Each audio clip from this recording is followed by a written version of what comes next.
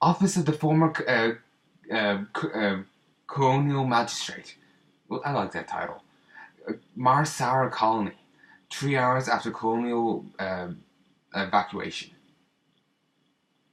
The Jacobs installation.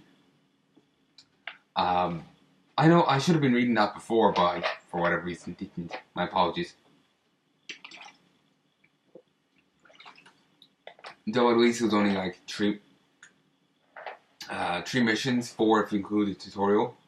Ugh, sorry, the Coke went down weird there. Ugh.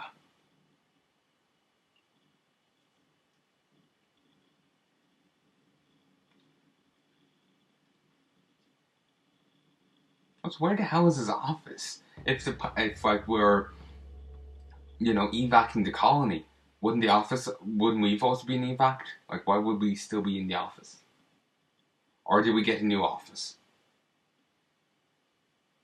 Let's assume it's not their same office. It's just covered in creep. Like, we have to keep brushing it off the screen, kick a random Zergling wave that's gnawing on our leg. Remember the cutscene earlier where they ran over a Zergling? They looked really weird in that. Like, really weird, like, elongated limbs and whatnot. It was strange. Your tenure as Colonial Magistrate is suspended, pending an official investigation of your affiliation with the Sons of Korhal. Receiving incoming transmission. Hey man, Arcturus' boys sprung me from the prison ship. Apparently they're as frustrated with the Confederates as we are. I know their reputation, but they seem to be on the level. I think Arcturus wanted to speak with you. Commander, Mar Sara is almost completely overrun by the Zerg. The Confederates are abandoning the planet, and so are we. However, there is one thing I'd like to do before we leave. I want you to raid this colony's Confederate outpost and retrieve whatever design or weapons schematics that you can find in their networks. With the chaos of the Confederates' evacuation, you shouldn't have any trouble getting in or out of their installation. I'm into it.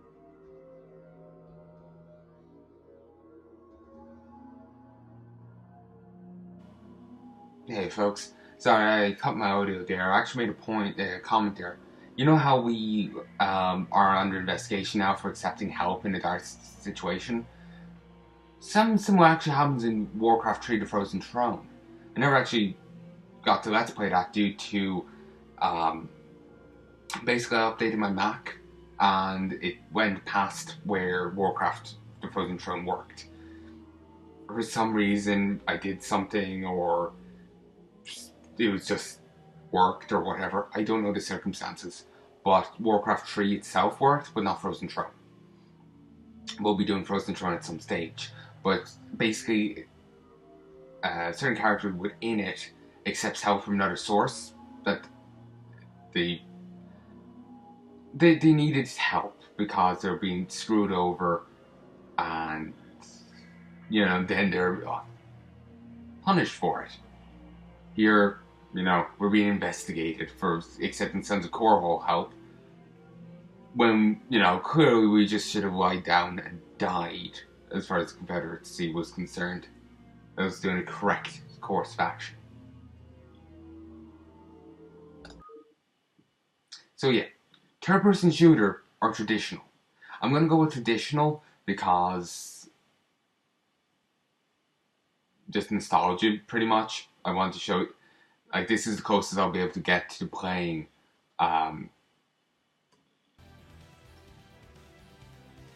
StarCraft 1 on the channel for a while. Hopefully I'll get the new computer and be able to go record a ton of stuff that I've been wanting to record, but I don't know when that will be. So I will come back and do a third-person shooter thing when I'm done. I'll actually, before I even start Legacy of the Void, I'll intentionally, like the moment I finish the thing, I'll come back and do a third-person shooter. If there's any other bonus levels like that, I'll do the same with them. Remember the extras I showed you earlier? I'll do them as well. I think I have a few variations of them actually on other custom, in my custom maps folder. A few like like other people remade them into StarCraft 2. So I'll go give a go with them. I'd say at some stage after Legacy of the Void. But the ones part of Mass Recall, I'll do them before I touch Legacy of the Void. I actually wonder, would I actually be able to get all of this done before I touch before Legacy of Void launches? I don't think so, but it'll be interesting to know. The more I think about it, less likely. Even if I finished Odyssey before October, I'll then have 30 days to finish StarCraft 1 and Brood War, and a few extras of unknowable length. We've seen like all the different missions, but we have no idea how long each mission is, if you get me.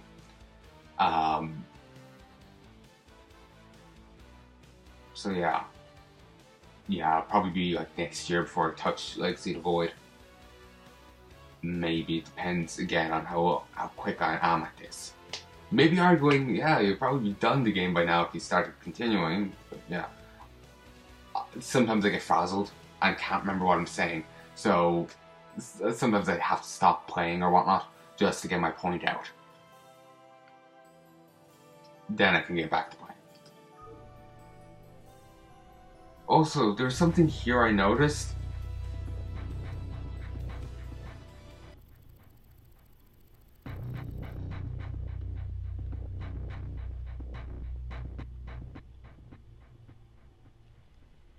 That firstly is a cool sound. Cool music, and it fits. My one concern is it's copywritten. Also, yeah, Confederacy. Isn't that kind of like the Confederate flag? You know, that American thing? I'll be honest, my knowledge of American history is extremely limited. I don't know much about that kind of stuff. Also, you know how that like pulses? Whatever way it looks, I keep thinking it's like some like weird shower nozzle, or you know, it's like pulsing, you know, energy out. I suppose you could, if we're going to be very fanciful, I suppose you could argue that about light. Though it would be kind of a weird argument, but whatever. But like, you know, more sci-fi way, if you get me. But I'm like, yeah, Space Confederacy. Sounds fun. If I knew more about the Confederacy, I'm sure. Is that what they're called in real? What they were called? They're called in real life? Again, like I said, my knowledge of American history is limited. I know the War of Independence, I think it was called. You know, the Boston Tea Party and all that. And a few events that happened afterwards. But most of my history lessons were focused towards like World War II, Irish history. Like, did you know during like when the Irish were struggling against England for control of Ireland, some when I say the Irish, it was like some groups within them. Other people were just, you know, trying to survive and live. Some groups like the I actually don't remember what they were called at the time. Fenians, maybe? Yeah, they actually got, like, it was contact during Germany to get guns off them. I think it was during, like, World War I or something. Some Irish joined up with them in hopes that it would gain favour with England and, you know, they'd be more inclined to listen. Others saw it as a chance to strike against England while they're distracted with a big war. I think it was that anyway. Again, I didn't really pay much attention to my Irish history. Whatever way it's taught, it's very boring. I just found it not very interesting. Ancient Roman history? Well, ancient Roman, yeah. I like the more modern Romans. But Roman history I find is so much more interesting. Greek, we learned a little bit of Greek history, but it was mainly like through their plays. We learned a bit about their culture, their people. It was very limited. Class 6 was mainly focused on like Roman history. I'm kind of think of any good tidbits of it. Okay, there's a Roman poet we covered in classics, Catullus. His poems are interesting. I've seen a few of them. I remember laughing my ass off at a few of them. Um, our teacher must have had some time like picking and choosing um, the poems because a lot of them are really sweary. Just like he like picked the cleanest ones possible. Like one where he's trying like basically writing a poem comforting his friend who lost his wife. One for his brother who recently died. A few for his about in relation to a woman he had feelings for. Instead of saying her name within the poems, he put down lesbia instead.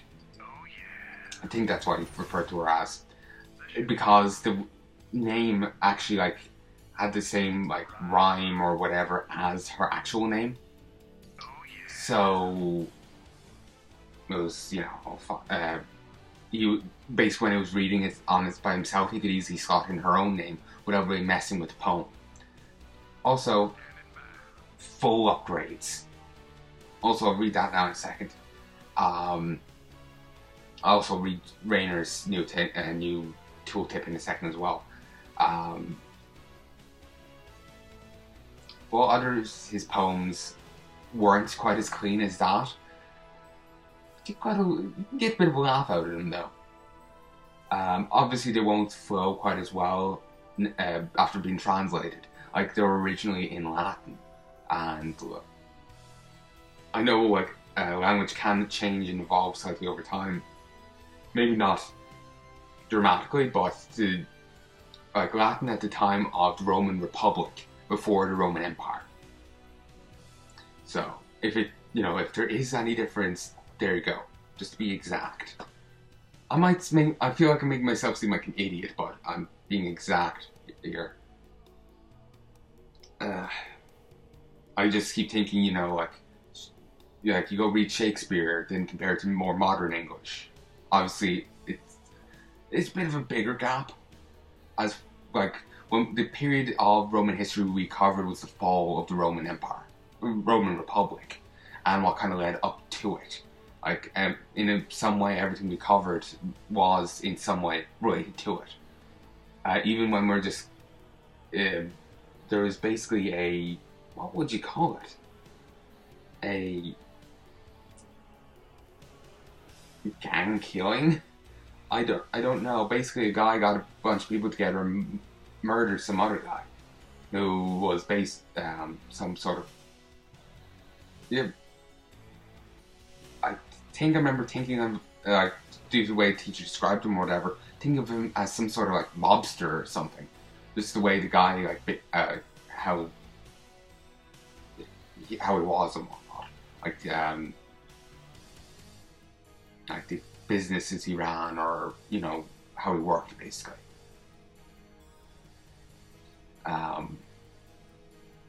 It was Milo, and I think that was the guy's name. Fuck. Again, like I've said in other things, if I say something that I think is a historical fact, you may want to check it out and confirm it. I'll be honest. I'm likely correct. I'm actually turned out to be pretty good at remembering some shit when it comes to the Roman history, even years later.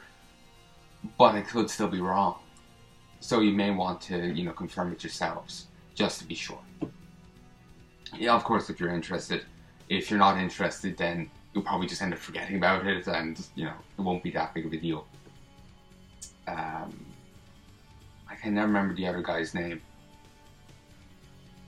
I do remember that Cicero was called to be the defendant of Milo, or whatever the guy's called. I think he may have failed in that one. I don't remember. But anyway, I was gonna say poet, pretty sweary, pretty. Some of the poems, like, they don't really flow anymore, but you might get some enjoyment from them. So Catullus is what the poet's called. I had another point, but I think. Oh yeah, I started off because Confederate flag. And they don't remember who. That's what the American group was called.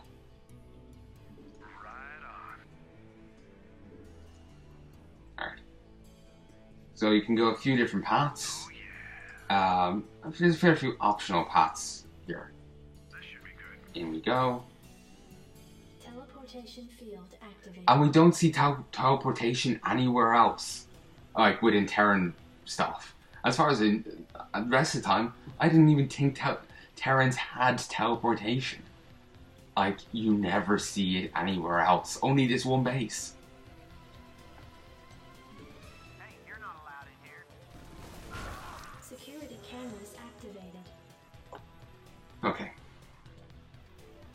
So this points you in the direction of a few places. One you have to go to, not this one, and it's this one over here. Well, sorry, let me correct myself. Two places you have to go to. Here and here. This is the final prize. This unlocks the gate to the final prize. This makes the final prize so much easier to get to. So let's head back over here. Let's not kill the scientists. Actually, wait. What's their details? Marsara HQ staff. Oh yes. Raynor. An ex-Confederate Marshal, Jim Raynor is now a loyal supporter of the anti-Confederate organization led by Arcturus Minsk. Raynor spent many years keeping the peace in the colony of Marsara, but as Confederate enforcements became increasingly harsh, Raynor decided to join up with the Sons of Korhal. Although he is new to the movement, Raynor has proven himself to be a dynamic leader and is well liked and respected by the troops under his command. Despite its often sarcastic demeanour, Jim is fiercely loyal to the Sons of Korhal and will put them on the line without hesitation. Honestly, he never struck me as sarcastic. He always seemed, you know, for lack of a better word, you know, honest. And you know, just going purely on stereotypes. Just I keep thinking, you know, like hey man, when he when he talks along those lines, I just keep thinking stoner or surfer, rather than, you know, some sarcastic bastard, if you get me. Of course, maybe his sarcasm is like, you know, up to 11, to the point where I can't even see it. You know, like it's advanced sarcasm.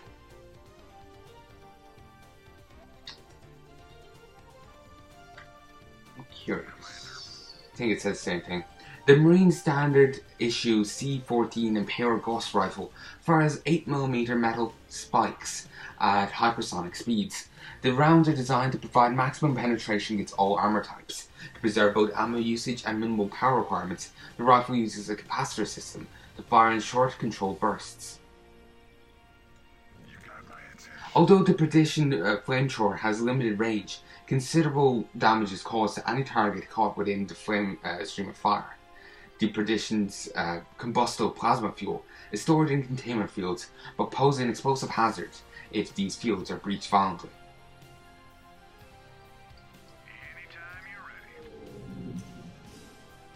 If we go here, there's some enemies, so let's flank around behind. I probably should stop, you know, spoiling what's behind each corner. But the sooner we get into like the later missions, the less I'll actually remember. Sounds fun. That should be good. I think it's like 3 missions from now. I have no clue what happens. Like after a certain point. Sounds fun. I'm getting tired.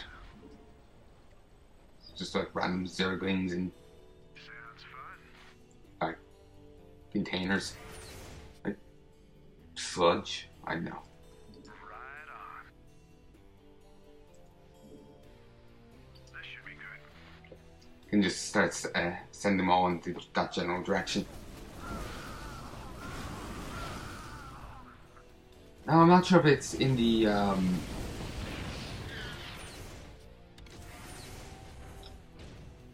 in the original StarCraft, but there is actually a few healing stations. See this thing? That's the healing station. You rebel scum. You rebel scum! I know, something about the line just sounds weird to me.